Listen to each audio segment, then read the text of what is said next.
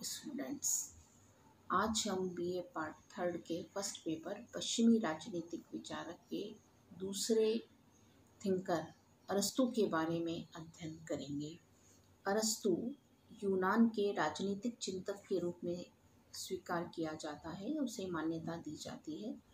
हालांकि वह एथेंस का जन्मजात निवासी नहीं था, उसके पिता यहाँ पर आए थे और उन्हीं के साथ अरस्तु भी आ गया था। बाद में वो प्लेटो की अकादमी का सदस्य बन गया था। प्लेटो का बहुत प्रिय और सबसे बड़ा आलोचक शिष्य अरस्तु को माना जाता है। अरस्तु के लिए कहा जाता है कि वह इस अकादमी का अध्यक्ष बनना चाहता था और जब वह इस अकादमी का अध्यक्ष नहीं बन पाया तो उसने एथेंस छोड़ दिया और वह अतार्नियस के दरबार में चला गया था। प्लेटो से बहुत अधिक अरस्तु प्रभावित रहा और प्लेटो की जो रचनाएं हैं उनमें रिपब्लिक का तो वह आलोचक रहा, लेकिन द लॉज के विचारों से वह बहुत अधिक प्रभावित रहा। द लॉज में जो कुछ चिंतन उन्होंने किया है यानी प्लेटो ने किया है उससे बहुत अधिक प्रभावित अरस्तु रहा है। अरस्तु ने यूँ तो बहुत सारी रचनाएं लिखी हैं, लगभग 400 रचनाएं अरस्तु के द्वारा लिखी गई हैं। इसमें उसकी राजनीति पर लिखी गई जो सबसे महत्वपूर्ण रचना है उसका नाम है पॉलिटिक्स। इस रचना में उसने राजनीति के बारे में विशद विवेचन किया है। अरस्तु की जो अध्ययन पद्धति है वह अध्ययन पद्धति आदर्शात्मक नहीं बल्कि यथार्थवादी अध्ययन पद्धति है, यानी कि यथार्थवादी ढंग से उसने अपना चिंतन प्रस्तुत किया है।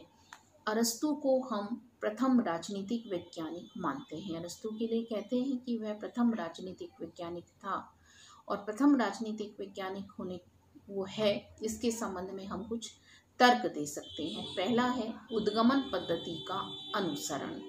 अरस्तु ने उद्गमन पद्धति का अनुसरण किया, यानी कहाँ से किस चीज़ की शुरुआत हुई है यह उसने देखा और फिर उसके द्वारा अपना अध्ययन दृष्टिकोण प्रमुख रूप से प्रस्तुत किया है। जैसे उसने 158 संविधानों का अध्ययन किया और 158 संविधानों का अध्ययन करने के बाद शासन के अलग अलग शुद्ध रूप, आगे हम पढ़ेंगे विकृत रूप, इनका विश्लेषण उसके द्वारा किया गया है। जहाँ तक अरस्तु ने ऐसा किया है वहाँ तक उसकी वैज्ञानिकता के संबंध में कोई संदेह नहीं है। दूसरा है राज्य के पूर्ण सिद्धांत का क्रमबद्ध निरूपण। राज्य के पूर्ण सिद्धांत का क्रमबद्ध निरूपण उसने किया, यानी राज्य का जन्म कब हुआ, राज्य का विकास कैसे हुआ, कैसे संविधान की रचना हुई, सरकार का कैसे निर्माण हुआ, कौन नागरिक हैं, कानून, संप्रभुता, क्रांति, इन सब के बारे में बहुत अच्छा विश्लेषण उसके द्वारा किया गया है। तीसरा है स्वतंत्रता और सत्ता का समन्वय। स्वतंत्रता और सत्ता आज भी उसका जो समन्वय है वह एक विवाद का विषय है। सत्ता की अधिकता स्वतंत्रता को सीमित करती है और स्वतंत्रता की अधिकता सत्ता को सीमित करती है। व्यक्ति चाहता है कि कम से कम नियंत्रण राज्य का हो और राज्य चाहता है कि व्यक्ति पर नियंत्रण रखकर वो अच्छे ढंग से शासन कर पाएगा। तो इस तरह से स्वतंत्रता और सत्ता में हमेशा संघर्ष की स्थिति रही है, लेकिन अरस्तु ने बहुत ही सही ढंग से इसका विश्लेषण किया है। वह सत्ता को प्राथमिकता देता है और वह मानता है कि स्वतंत्रता और सत्ता में कहीं भी अगर संघर्ष की स्थिति आती है तो महत्व पहले सत्ता को दिया जाता है। अगर समन्वय दोनों में नहीं होगा तो राज्य में स्थिरता नहीं रह सकती है।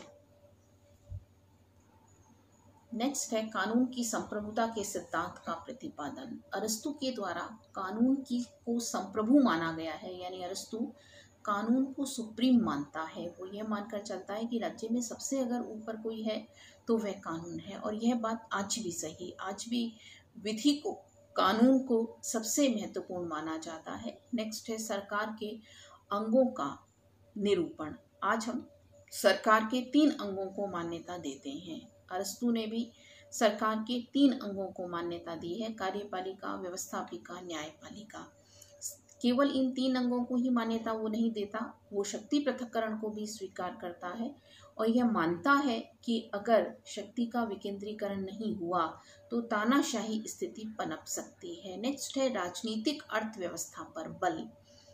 अरस्तु के द्वारा राजनीतिक अर्थव्यवस्था पर बल दिया गया है, यानी वो यह मानकर चलता है कि अगर राजनीतिक आर्थिक दृष्टि से अस्थिरता होती है, आर्थिक दृष्टि से किसी भी तरह की अव्यवस्था होती है, तो क्रांति को जन्म होता है, क्रांति का जन्म होता है, सरकारें परिवर्तित होती हैं, तो ऐसा नहीं होना चाहिए। नेक्स्ट है मध्यम मार्ग का अनुसरण।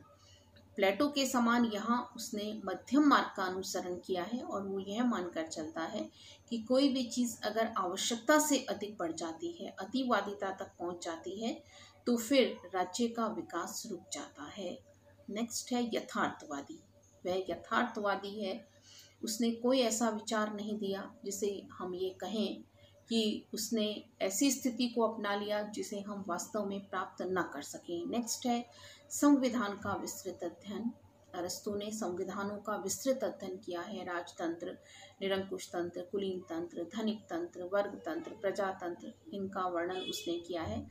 नागरिकता की व्याख्या, हालांकि नागरिक बहुत सीमित लोगों को उसके द्वारा बनाया गया है, जो शासन के कार्यों में भाग लेते हैं उसके हिसाब से वही नागरिक हैं, लेकिन फिर भी उसने नागरिकता का विश्लेषण किया है।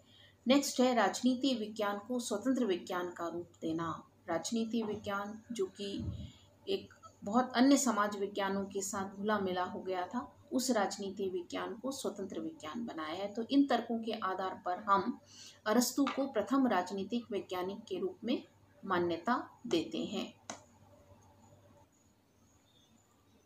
अरस्तु की अगली अवधारणा है परिवार, या हम कहें परिवार पर अरस्तु के विचार। जहाँ प्लेटो ने परिवार का साम्यवाद किया था, वहाँ अरस्तु ने परिवार का साम्यवाद नहीं किया है। परिवार के संबंध में जो उसके विचार हैं वो अलग अलग बिंदुओं के आधार पर हम देख सकते हैं, जिसमें पहला है परिवार स्वाभाविक और नैसर्गिक संस्था है। यानी प्लेटो यह मानते हैं कि यह समाज की आधारशिला है जिस पर सामाजिक जीवन का विशाल भवन टिका है, यहीं से जीवन आरंभ होता है।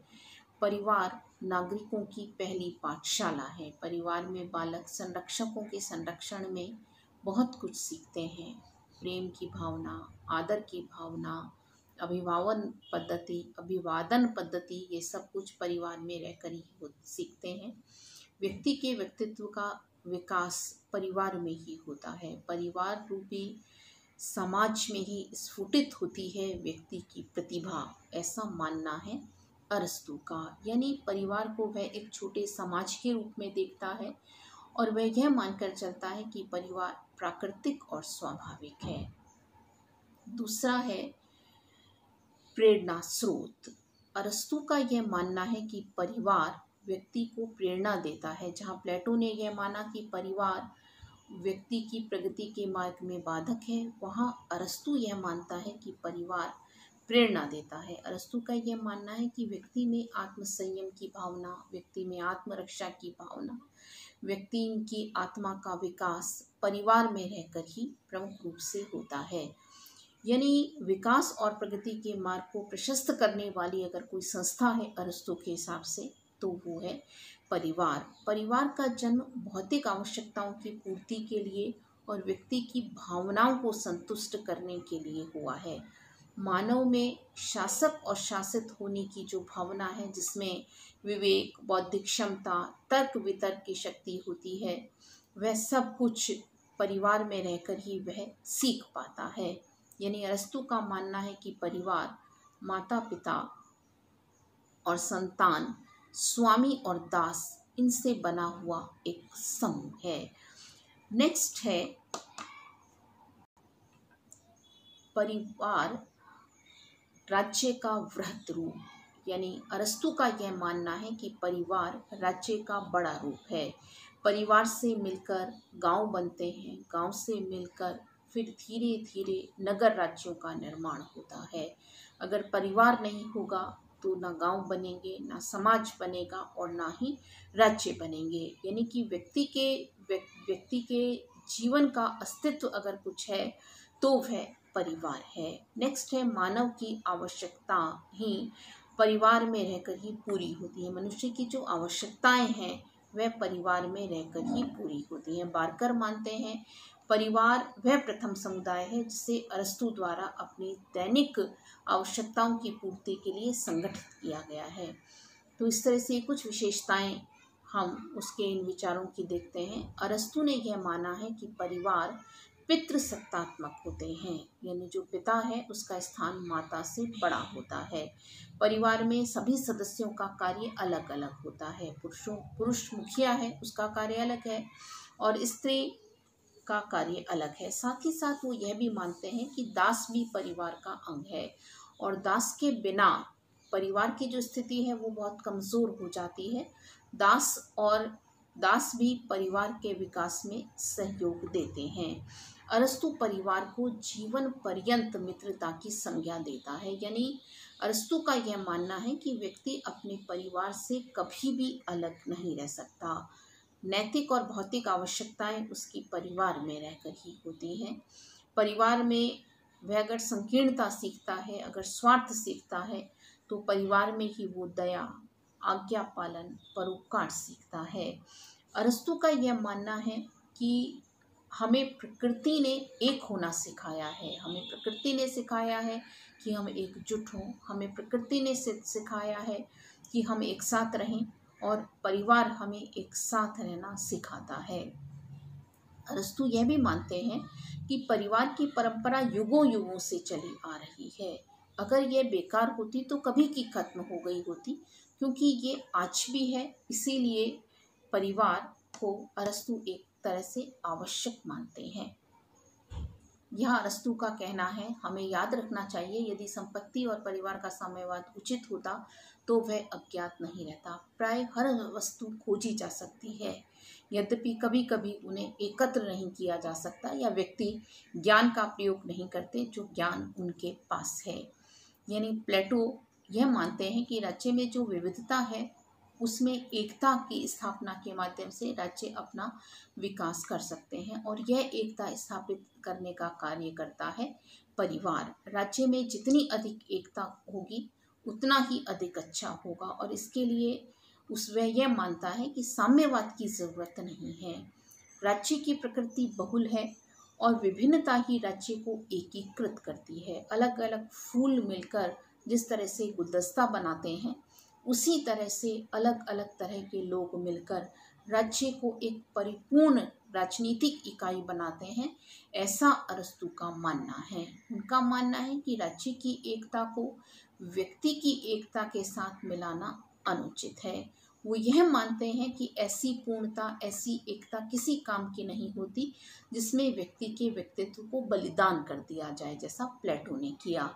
सामान्यतया वह प्लेटो के समान राज्य को व्यक्ति से अधिक महत्व देता है, लेकिन वो ऐसे राज्य को स्वीकार नहीं करता जहां व्यक्ति की स्वतंत्रता, व्यक्ति का निजी स्वामित्व खत्म हो। इस तरह से प्लेटो परिवार को एक इकाई के रूप में स्वीकार करता है। वह संतुलित परिवारों की बात करता है, और यहाँ एक अमानवीय व्यवस्था अरस्तु के द्वारा की गई है, और वह कहता है कि जो अंगहीन होते हैं उनका पोषण नहीं किया जाना चाहिए, यानी वो समाज के किसी काम के नहीं हैं, इसलिए परिवार के द्वारा उनका पालन पोषण नहीं किया जाना चाहिए। परिवार के संबंध में उसके जो विचार हैं वो निष्कर्षात्मक रूप में हम कुछ बिंदुओं के रूप में देख सकते हैं, जो कि इस प्रकार है। पहला है, राज्य एक स्वाभाविक संस्था है। बताया आपको कि राज्य प्राकृतिक है, स्वाभाविक है, और व्यक्ति राज्य से अलग नहीं रह सकता। दूसरा है, मानव की आवश्यकताओं की पूर्ति करता है, यानी व्यक्ति की जो रोटी, कपड़ा और मकान की आवश्यकताएं हैं वो राज्य में रहकर पूरी होती हैं। परिवार आदर्शवाद का आधार है। परिवार में व्यक्ति अच्छाई सीखता है, श्रेष्ठता सीखता है, इसलिए परिवार आदर्शवाद का अधिकार है। परिवार पर राज्य का नियंत्रण होगा, यानी परिवार राज्य के अधीन होगा, ऐसा अरस्तु मानते हैं। स्त्री पुरुषों में असमानता, यहाँ वह प्लेटो की तरह समानता की बात नहीं करता। स्त्रियों का स्थान वो घर और पुरुष का स्थान वो बाहर मानता है। सामाजिक और नागरिक गुणों का विकास, अरस्तु का यह मानना है कि परिवार में रहकर ही व्यक्ति के सामाजिक और नागरिक गुण, यानी श्रेष्ठ नागरिक वह होता है जो राज्य के कार्यों में अपना योगदान दे, राज्य के कार्यों में अपनी सहभागिता निभाए तो सामाजिक और नागरिक गुणों का विकास राज्य में रहकर ही होता है। धन्यवाद।